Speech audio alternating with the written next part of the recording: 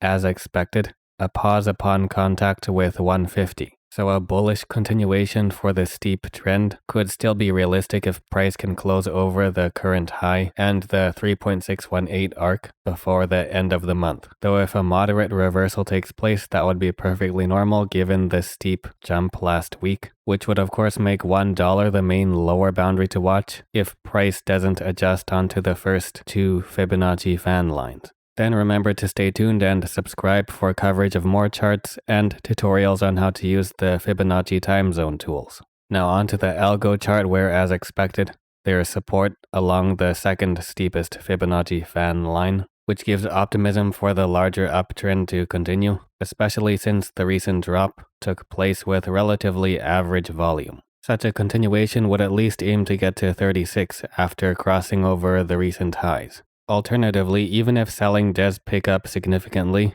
it would be quite difficult to advance below the mid to low 20s, where there's currently great potential for strong long-term support.